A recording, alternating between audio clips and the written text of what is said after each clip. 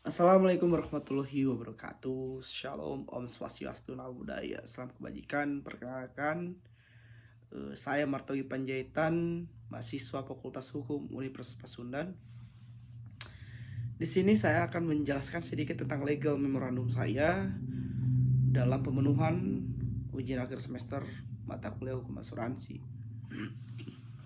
Teman-teman, kali ini saya membawa judul yaitu tentang upaya penyelesaian sengketa yang ditempuh oleh tertanggung terhadap tindakan prestasi oleh Bakri Life dalam upaya kepastian hukum. Dari judulnya mungkin teman-teman sudah mengetahui bahwa ranahnya seperti apa.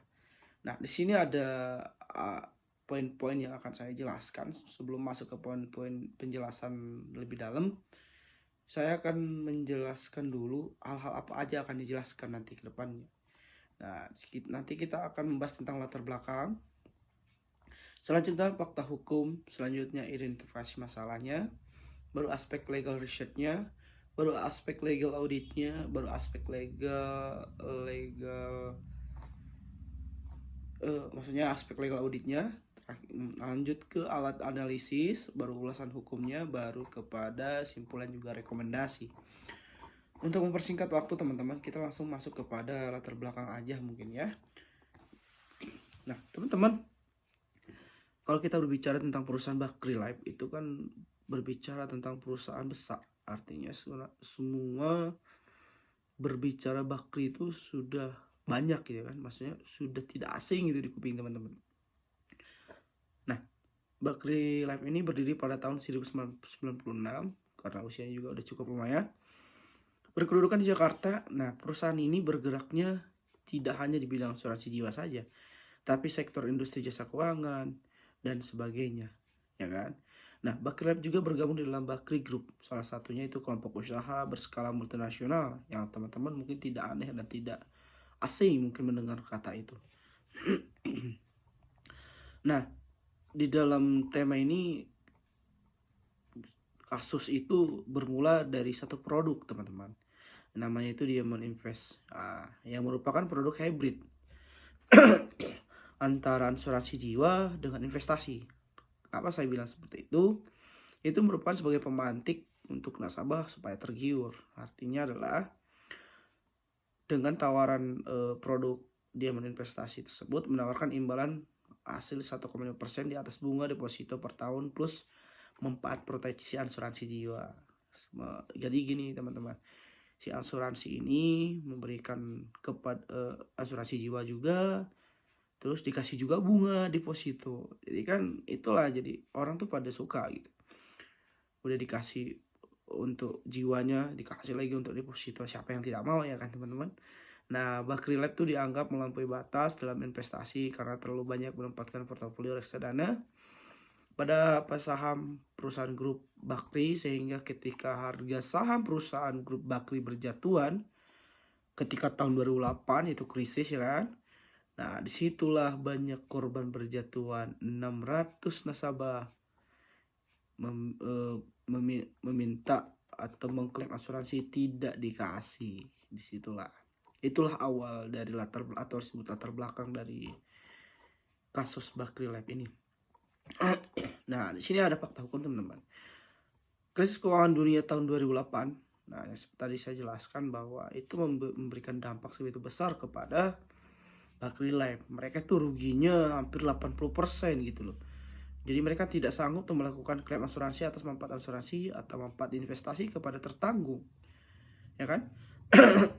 Jadi disitulah menyebabkan Bakri Life gagal membayar. Fakta selanjutnya itu Bakri Life menjual produk yang berinvestasi dengan bunga tinggi loh, gitu loh. Mereka cukup berani untuk menawarkan hal tersebut karena saya buat simulasi di sini adalah ketika saya menabung atau membuka asuransi saya di maksudnya di kasus ini gitu, maksudnya di Bakri Life, saya menanamkan modalnya 50 juta. Saya akan mendapatkan 51.200.000 dalam kurun waktu 3 bulan. Nah, di dalam kurun 6 bulan saya bisa tuh mendapatkan 52 juta. Nah, dalam rangka 12 bulan saya bisa mendapatkan 55.250.000. Ya kan? Siapa yang tidak mau gitu kan? Karena dengan waktu segitu kita mendapatkan klaim asuransi jiwa deposito juga iya ya kan. Nah, Bakri Life juga memiliki kewajiban yang sudah jatuh Bakri Life juga memiliki kewajiban yang sudah jatuh tempo kepada nasabah. Dia berinvestasi senilai 350 miliar. Ya, pembayaran bunga investasi berikutnya mulai seret gitu kan. Akhirnya berhenti itu pada triwulan tahun 2009 itu berhenti sama sekali tidak dibayarkan. Di sini saya membuat identifikasi masalah ada dua, yaitu bagaimana perlindungan hukum bagi tertanggung dalam hal terjadinya penyalahgunaan premi oleh penanggung dalam produk dia investasi tersebut. Yang kedua, bagaimana penyelesaian manifestasi dalam pelaksanaan perjanjian asuransi dalam kasus Bakri Life tersebut. Nah, kita langsung ke, setelah tadi identifikasi masalah, kita langsung ke aspek legal research-nya. Kali ini saya dalam aspek legal research-nya teman-teman, saya membawakan dalam KUHP dan KUHD Undang-Undang Nomor 40 Tahun 2014 Tahun tentang Perasuransian, Undang-Undang Nomor 8 Tahun 1999 tentang Perlindungan Konsumen, baru POJK Nomor 2 POJK-05-2014 tentang Kelola Perusahaan Asuransi. Setelah itu kita masuk ke penjelasan aspek legal auditnya. Nah teman-teman, kalau dalam aspek legal auditnya ini saya membahas aspek hukum perjanjian di dalam KUHP gitu, Kitab Undang-Undang Perdata. Kita tahu bahwa makna yang tersirat di dalam 1320 yang sering kita baca gitu kan, dan juga di sana syarat-syarat suatu perjanjian.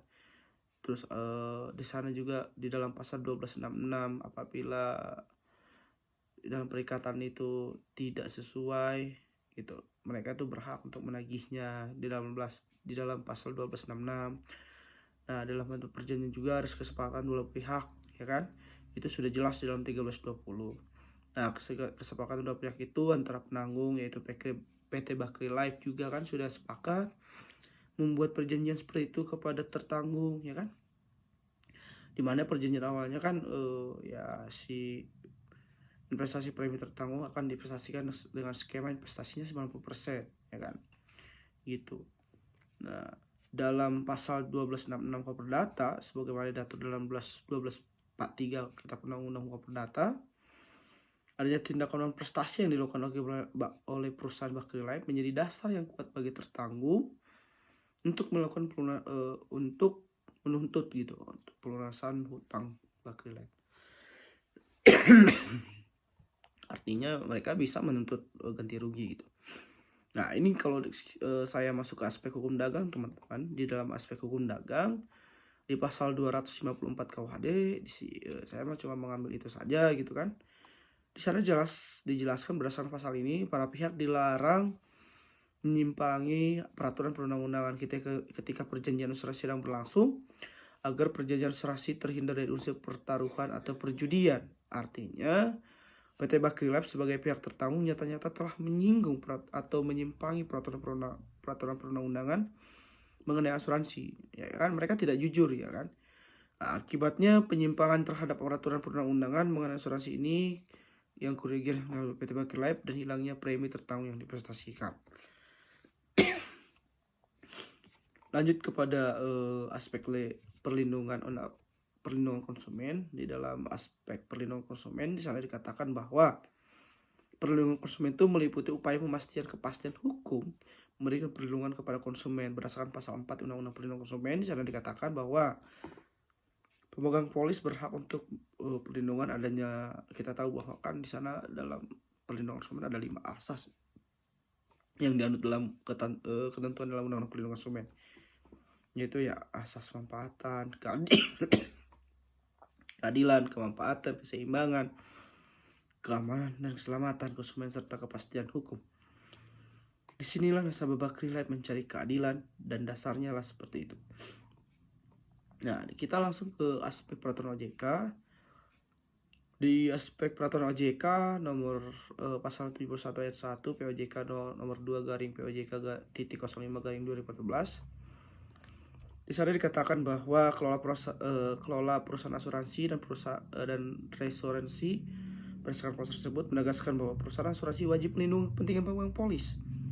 Artinya di sini adalah ada kasusnya PT Bakri Life jelas memberikan informasi yang tidak valid kepada tertanggung, dan mereka sudah mengkhianati pasal atau peraturan yang ada gitu kan. Harusnya mereka terbuka gitu informasinya. Setelah itu kita ke alat analisis teman-teman. Kali ini saya dalam legal memorandum saya mau saya sendiri, menurut hemat saya sendiri, alat analisis yang saya tepat menggunakannya adalah interpretasi sistematis. Nah, metode interpretasi secara sistematis ini saya menafsirkan peraturan perundangan yang menghubungkan dengan peraturan hukum atau undang-undang lain dengan perseluruhan sistem hukum. Dan metode interpretasi sistematis ini hukum dilihat sebagai kesatuan sebagai sistem peraturan. Artinya pelanggaran yang dilakukan oleh PT Bakri Life adalah mengenai perusahaan dan mengelola premi investasi tertanggung dalam pertimbangan tentang risiko investasi. Risiko merupakan penyimpangan hasil atau return yang dilakukan oleh rencana atau hasil, ya kan. Nah, yang timbul dalam permasalahan itu kan sudah jelas bahwa yang diharapkan tidak sesuai dengan harapan. Artinya yang sudah diatur dalam pasal 2 Undang-Undang Nomor 40 Tahun 2015 tentang perasuransian mewajibkan perusahaan asuransi wajib menerapkan tata kelola perasuransian, sedangkan di dalam Bakri Life tidak jelas dalam pengelolaannya. Langsung ke ulasan hukum. Di sini ulasan hukumnya, perlindungan hukum dapat diartikan sebagai satu bentuk tindakan yang punya kekuatan hukum. Di dalamnya diberikan kepada subjek kepada sesuai dengan haknya, ya kan. Pada saat itu teman-teman ada Bapepam LK sebagai otoritas pasar modal, lembaga keuangan dan bank. Nah, fungsinya itu sebagai regulator dan pengawas yang diberi wewenang khusus untuk penyidikan fungsi tapi fungsinya seperti itu gitu. Tapi terkesan Bapepam ini malah cuci tangan gitu, tidak mau tanggung jawab. Nah, malah Bapepam ini menyarankan penyelesaian kasus tersebut dikembalikan lagi kepada Bakri Life dan para tertanggungnya. Jadi tidak logis kan. Sedangkan Bapepam tugasnya sudah jelas gitu. Nah, para tertanggung tuh diminta menyelesaikan permasalahan sesuai polis, dan bila menemukan indikasi tindak premi tertanggung serahkan melapor ke polisian. Nah, terbentuknya OJK teman-teman, disitulah terbentuknya OJK. Nah, OJK itu fungsinya dan pengawasan tidak lagi Bapepam tapi diserahkan kepada OJK. Ulasan selanjutnya itu Bakri Life tujuan untuk mendapatkan adanya kasus gagal bayar yang dilakukan oleh Bakri Life menunjukkan bahwa Bakri Life tidak dapat menjaga tingkat kesehatan keuangan yang gimana sudah diatur dalam pasal 11 ayat 2 Undang-Undang Perasuransian. Bakri Life itu melakukan pelanggaran terhadap pemeliharaan tingkat kesehatan keuangan perusahaan asuransi, terutama dengan batas tingkat solvabilitas berdasarkan pasal 11 ayat 1 huruf A Undang-Undang Perasuransian. Batas tingkat solvabilitas termasuk dalam bagian dari kesehatan keuangan perusahaan asuransi yang tingkat kesehatannya setiap saat. Akan tetapi Bakri Life tidak menjaga tingkat solvabilitasnya perusahaan asuransi jiwa tersebut. Hal ini berarti bahwa Bakri Life gagal menjaga keseimbangannya. Nah, di situ teman-teman, karena pada dasarnya perjanjian usaha perasuransian harus mengacu pada KUH Perdata dan juga KUHD. Selanjutnya, di sini ada ulasan selanjutnya itu upaya hukum yang ditempuh menurut hemat saya itu adalah upaya melalui pengadilan. Kenapa saya bilang? Karena di dalam 1243 KUH Perdata di sana dikatakan bahwa telah terjadi prestasi yang dilakukan oleh Bakri Life. Artinya sudah jelas bahwa dasar gugatan yang akan diajukan kepada pengadilan itu adalah prestasi. Kenapa saya bilang katakan seperti itu? Karena para tertanggung merasa dirugikan gitu. Karena mereka tidak bisa mengklaim apa yang menjadi haknya, karena perjanjian itu menjadi undang-undang yang melakukan undang-undang yang berlaku kepada yang melakukan perjanjian, ya kan? Nah, selanjutnya itu tentang ulasan hukum selanjutnya, yaitu ulasan hukum yang kedua. Dengan adanya peristiwa gagal bayar tersebut, tentunya tertanggung merasa rugi, ya kan, jelas dong. Nah, kehilangan keuntungan diharapkan berdasar mereka mengandaikan atau mengandai-andai akan mendapat untung malah buntu, ya kan. Berdasarkan pasal 1247 KUH Perdata, tertanggung berhak mengajukan ganti rugi terhadap Bakri Lab yang telah mengajukan prestasi. Seperti tadi saya jelaskan bahwa Bakri Lab tentu wajib melakukan pelunasan hutang terhadap para tertanggung. Ada upaya hukum lain yang dapat dilakukan oleh tertanggung dalam sengketa gagal bayar Bakri Lab melalui pengadilan. Upaya hukum melalui pengadilan lainnya adalah kepailitan. Nah, kepailitan apa sih teman-teman? Kepailitan itu kita berbicara kepailitan itu ada berbicara tentang pembayaran hutang dengan menjual atau mendifailitkan si perusahaan tersebut gitu kan. Tapi sebelum masuk ke kepailitan itu kita harus juga berbicara tentang PKPU atau penundaan kewajiban hutang gitu kan. Jadi sebelum masuk ke kepailitan kita harus PKPU dulu.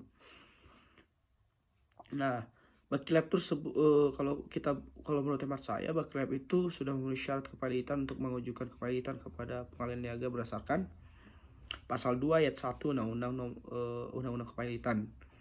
Itu ditinjau dari Bakri Lab mempunyai hutang yang jatuh tempo terhadap jumlah krediturnya dari Bakri Lab tersebut, ya kan, memenuhi syarat kepailitan berdasarkan pasal 2 ayat 1 Undang-Undang Kepailitan.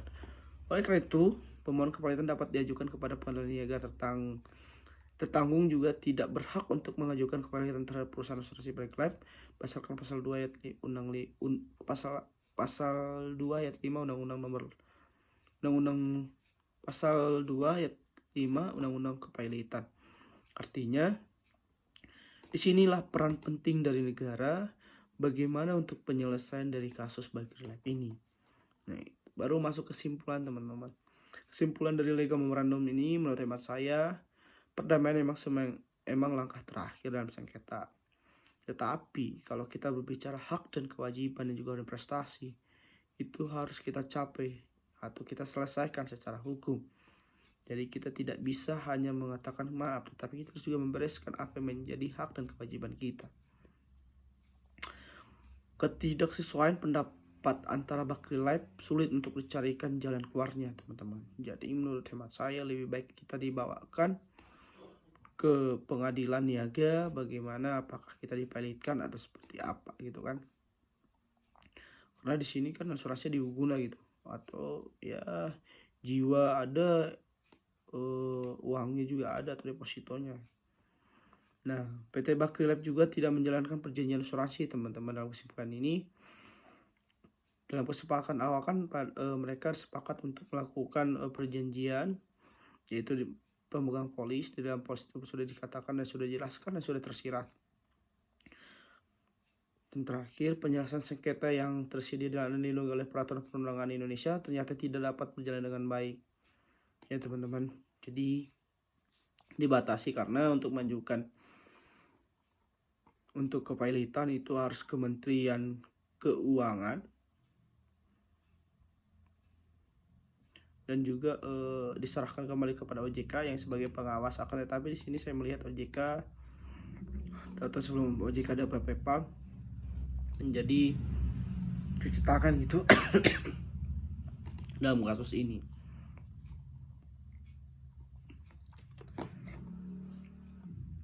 Rekomendasi dari saya,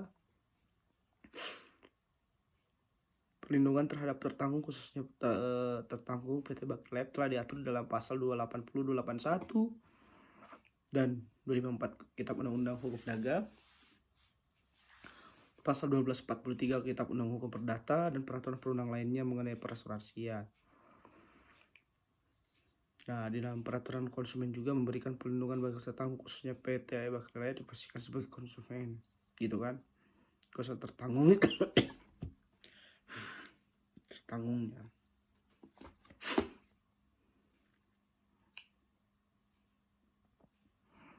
Berdasarkan pasal 4 Undang-Undang Nomor 8 tahun 1999, di sana dikatakan bahwa perlindungan konsumen menjelaskan bahwa tertanggung pemegang polis dalam hal ini berkedudukan sebagai konsumen memiliki hak-hak yang diatur dalam undang-undang. Itu artinya semua itu sudah dilindungi oleh undang-undang. Tergantung kita bagaimana kita mempraktekannya. Segitu dari penjelasan saya. Terima kasih. Apabila ada yang salah atau kurang-kurang, atau saya sering batuk karena saya sedang sakit. Terima kasih. Wabillahi taufiq hidayah. Wassalamualaikum warahmatullahi wabarakatuh. Salam sehat.